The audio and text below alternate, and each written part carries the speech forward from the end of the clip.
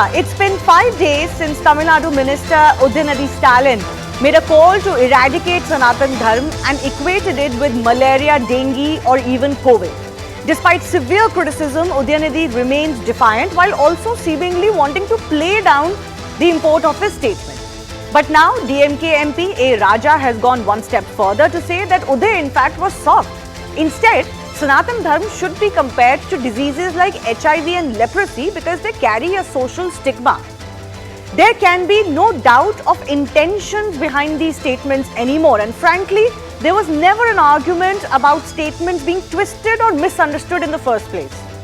Prime Minister Narendra Modi reportedly took note of the attack on Sanatana Dharma during a Council of Ministers meeting. And according to government source, the Prime Minister highlighted the need for a proper response to the statement, but he asked the government ministers to stick to facts, especially as per Constitution. Now, Tamil Nadu Chief Minister has issued a statement in response, supporting his son and alleging that BJP is spreading lies. But given that there are now two statements coming back to back, can Stalin deny that his partymen are deliberately stoking sentiments? And is this the kind of politics secular and liberal parties in India stand for? We'll take that question to our guests in just a bit. But first up, take a look at the statement that A. Raja has made. It is quite shocking in just the impunity with which he has attacked a certain religion. So A. Raja fanning the fire further, saying that Udhayanidhi's take on Sanatana Dharma was soft. Dengue and malaria do not have social stigma, he added. For him, he says, for me, Sanatana Dharma is like leprosy and HIV. Why? Because Sanatana Dharma needs to be seen as a disease that carries social stigma with it. Now this, even as MK Stalin, as I mentioned, the state chief minister sought to defend his son, Udhayanidhi's statement, especially after the Prime Minister is said to have spoken on it in the ministers' meeting. So what is Mr. Stalin saying? MK Stalin is saying BJP is not concerned about actual discriminatory practices. They are just making a lot of sound and noise about Udhayanidhi's statement. But he also actually alleges that the Prime Minister is spreading lies about Udhayanidhi Stalin. Actually, the Prime Minister is not quoted to have said anything on Udhayanidhi Stalin or his statement. He's just said that the statements on Sanatana Dharma should be responded to. He also goes on to say that never has the word genocide been used in any language by his party members. But actually, people have talked about how you don't have to use the word genocide or call for a genocide for it to be hate speech, and there are historical examples for it. He also alleges that BJP's troll army is spreading lies as far as his party is concerned, and the BJP is desperate to create divide within the opposition because remember, these statements have indeed split wide open the India Alliance members. But the big question that we're asking today and that we'll take forward with our guests, is the DMK now openly stoking sentiments of a particular section of the country, the majority community of the country, and is it actually as per plan for them? We'll take that forward.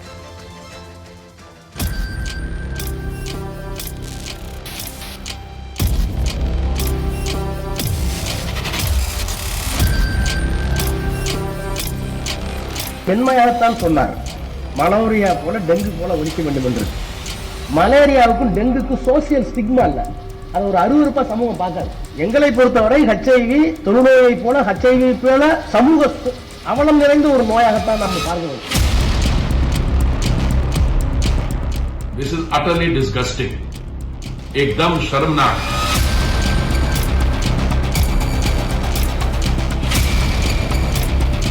जहां तक भारतीय राष्ट्रीय कांग्रेस का सवाल है, हम बहुत स्पष्ट तौर पे ये कह चुके हैं और फिर से दोहरा रहे हैं, इस तरह की टिप्पणियों के हम साथ नहीं हैं।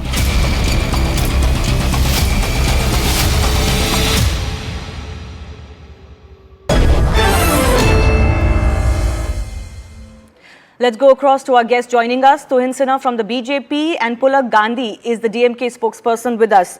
Pulak Gandhi, let me begin with you. What is the justification, if any, of the kind of statements, hatred-filled, venom-filled statements that are coming in from two senior party members of yours, one a minister in the government currently, against a particular religion or a philosophy? Can there be any justification of this? Because these are not statements that talk about any particular ill in a particular religion. And mind you, all religions have ills. They're condemning an entire religion and philosophy and effectively condemning all who believe in that philosophy. No, first of all, why are you coming to a judgment saying that these statements are venomous or unfavorable or whatever words which you are using? See, this notion that Sanatana Dharma represents Hinduism as a whole is totally misconceived. Sanatana Dharma, together with Manusmriti, Varnashrama represents an evil ideology which stratifies Hindus on the basis of birth in the name of caste and discriminates against them. This practice has been continuing for more than 1,000 years.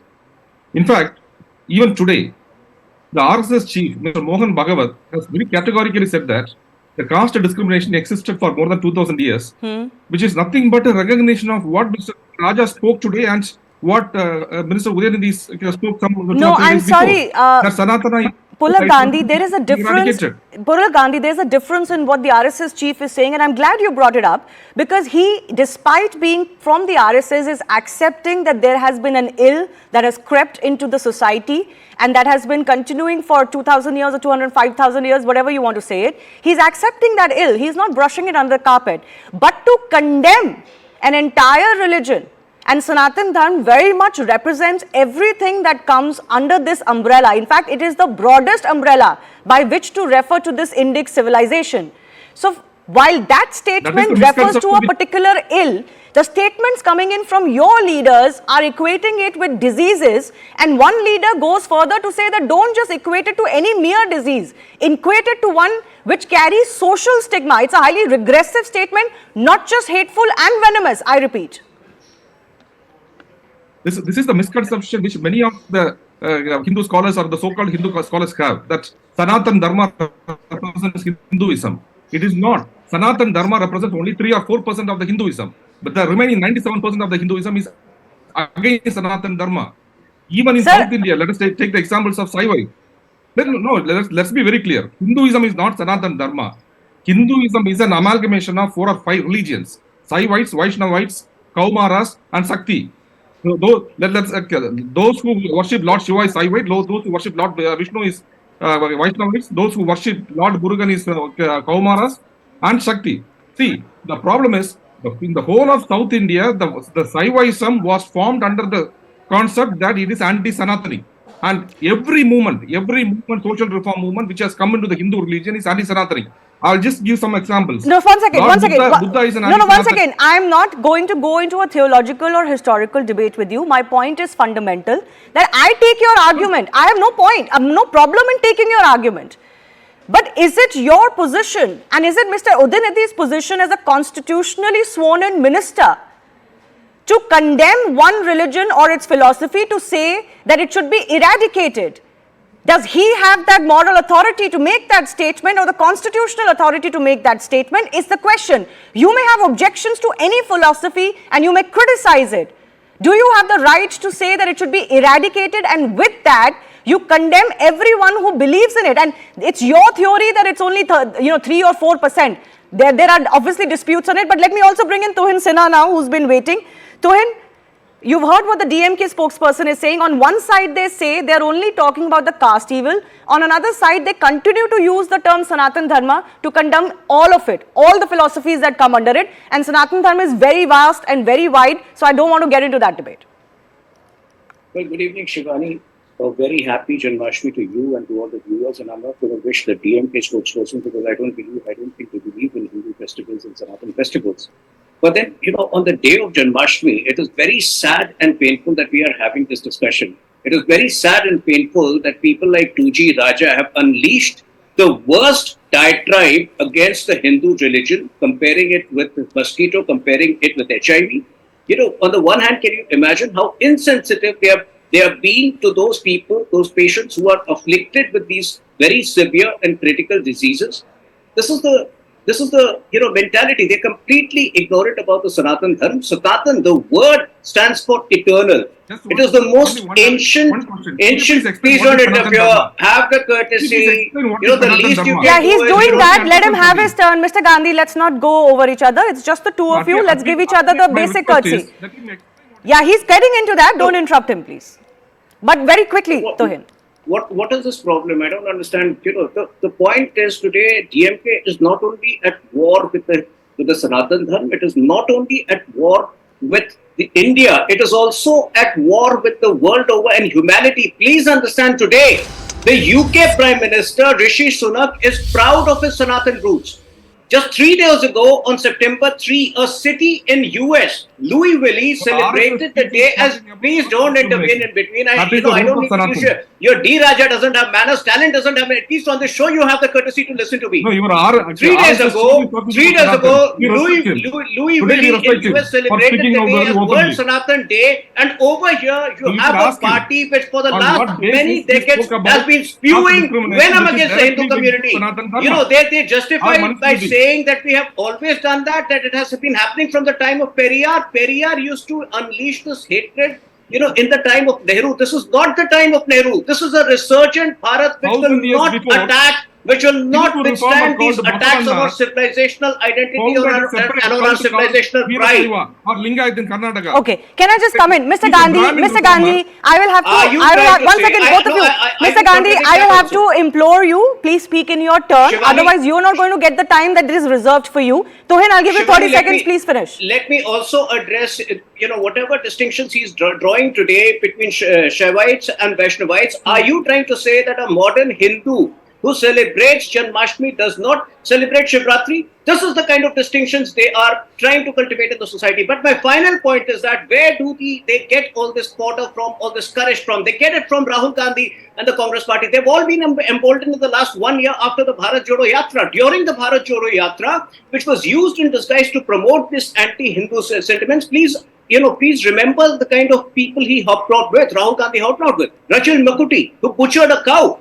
Okay, I'll come to the question of the Congress in just a bit. So all of these people get their fodder, get their ammunition from the Congress party. And the same Congress party today is extremely uncomfortable as far as these statements are concerned, and every day they're making a different statement. I'll come to that in just a bit. But Mr. Gandhi, I come back to you.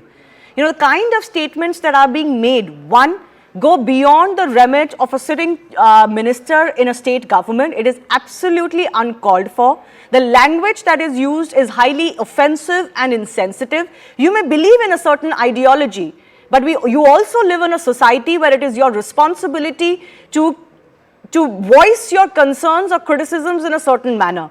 Not to mention the hypocrisy when it comes to talking about ills in any religion. I'm sure you would be, you're aware enough that there are ills in all religions. Superstitions exist in all religions. Malpractices exist because of people. At least in Sanatana Dharma, they don't always exist because of scripture. But anyways, my point is that there is not only an offensive streak in the manner in which DMK leaders are making these statements, there is also hypocrisy writ large. The same parties like yourself who will claim to be secular are asking for eradication of a certain religious belief. How is this okay? First of all, let me be right. This is Sanatana Dharma is nothing but a calculated injustice inflicted upon majority of the Hindus. And we in DMK and Dravidian movement, it is fundamentally founded to fight for the rights of the Hindus as against the Sanatanavadis. Let's be very clear. It is like any other. 1 second, let me finish. There are many other movements like the Dravidian movement in the past also. From Buddhism, the reformer Buddha, to Basavanna, a Brahmin reformer who started this Veerashaiva, who is against Sanatanam, Rajaram Mohan Rai, who started the Brahma Samaj, Arya Samaj, Dayananda Saraswati, who reformed the Sanatanam. All these movements, any movement, you take any reform movement, the entire reform movement history is anti-Sanatanic, because Sanatanam stratifies the followers on the basis of birth, in the name of caste and also in the name of gender. This is what we are against. In that sense, our minister, when he compares it with malaria or dengue, or Mr. Raja, when he compares it with HIV or leprosy, is absolutely right, because this particular evil, which creates untouchability in the society and has plagued the society for more than 2000 years, as said by none other than RSS Chief Minister Mohan Bhagavat, has to be eradicated. This is our stand. Okay, Tohin, you want to respond to that very quickly? I'll come to the issue of hate speech in just a bit. I think the brazen defiance of the DMK spokesperson and his repeated justification of the language is absolutely and utterly shameful. This is what Adolf Hitler had once said about Jews. He equated them, the race, with tuberculosis of the peoples, ferment of social decay, bacillus, virus, toxin, consumptive parasite. And this is the kind of language which people like Raja, 2G, Raja and Stalin have been using today. So what is the difference between Adolf Hitler and him? And what did it eventually lead to? Adolf Hitler said the ultimate goal must definitely be the removal of Jews altogether. Today they are talking about the eradication of Sanatana Dharma. So if in a civilized democracy, these people talk about such destructive, degenerative language, in the first place, they have proved that they are not equipped to be in a democracy. Okay, let me come in on the issue that you're raising. The issue is about hate speech. And while MK Stalin may say that nobody has ever asked for a genocide, it's not as simple as that. And Mr. Gandhi, I'm coming to you. While in India, hate speech may not be clearly defined. We've got sections, if your religious sentiments are heard, that's slightly different. But for example, globally, and I'm quoting the example of Canada, he's quoted what Adolf Hitler used to say. In Canada, for example, hate speech is defined as an effort to marginalize people of a group using expressions that expose a group to hatred based purely on their identity and nothing else, reducing social standing and acceptance of a group within society. Now, all of the statements that most of the DMK leaders make, and they may have happened in the past and they may have gone scot-free, I'm not getting into that. All of these statements fall under the ambit of hate speech, because effectively what you're doing is you're dehumanizing an entire section of people that you may disagree with on philosophy, but you're dehumanizing them and reducing their social status, thus opening them up to marginalization and even attacks. Number one, this is not hate speech. This is a movement and a protest against an evil ideology which has plagued this country for more than 2,000 years. Sir, fighting evil ideology cannot be evil in itself. So are you saying that Mr. Basavarna, the same Basavarna who started the Lingayats, is indulging in hate speech? Absolutely not. In fact, it's a testament to the fact that it is the Sanatana Dharmis and it is Sanatana Dharma and it is those who follow this philosophy that have been the most open to reform. The fact that you keep quoting reform in the society, the fact that it happened peacefully most of the time is a biggest endorsement of the fact that you're maybe barking up the wrong tree. And when there is a evil design, that evil design has to be dealt with. So are you dealing with it today? Once again, are you dealing with it today in Tamil Nadu? You've been in power for many years. Is this evil in Tamil Nadu today, or have you dealt with it in Tamil Nadu? We have dealt with successfully in Tamil Nadu. So what is your problem then? Some more left. It is not 100% finished. So what are you going to do to eradicate it? Yeah, 3 or 4. The laws already exist against caste discrimination. The laws also exist for affirmative action against those who have suffered caste discrimination. How are you going to eradicate it? Affirmative actions. The reservation was brought by Dravidian movement in 1921. Yes, so what is it that you want? Widows Remarriage Act was brought by Dravidian movement in 1921. What is it that you want? Pardon? What is it that you want when you call for more action on eradication? How are you going to do it? Yes, because it is the Dravidian movement which has democratized Hindu religion and made Hindu religion. And yet you've never been able to get out of Tamil Nadu, the Dravidian movement. Let's not fool ourselves. The Dravidian movement is as successful as it is because it is based on a certain territorial identity as well. It is not just based on fighting against ills of Sanatana Dharma. Otherwise, you would have expanded to other parts of the country. It is only practiced by 2 or 3% of the Hindus. That's it. Okay. My fundamental question to you, I have limited time, was about hate speech. This qualifies as hate speech because you are denigrating and dehumanizing a section of the public very quickly. It is not qualifying as a hate speech. This is well justified because this type of evil design has to be eliminated. Yeah, eliminated by how? You don't talk about that. I keep asking you, what are you going to do to eliminate it? We have successfully countered it in Tamil Nadu. So then what is the problem? Let me tell you one example. We have passed legislations making everyone as a priest, whereas Sanatana Dharma was not allowing everyone to become a priest. We have passed Widows Remarriage Act when widows were. So what is the problem today? In fact, many people are asking this question to Hinsena, that such high-pitched noise against these quote-unquote ills, when all of those ills most of the time has been either reformed by society or by laws. In India, no law permits any ill in the Hindu society. Then what is this rhetoric for? Tuhin Sinha, 30 seconds.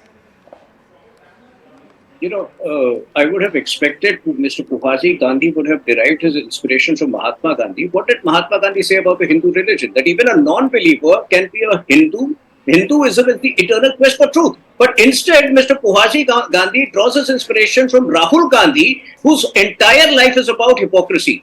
The point is that we keep justifying that these things have been said in the past, but I am repeating, it was okay to get away with a lot of things 20 years ago. This is a resurgent Bharat which will not accept this insult for no reason.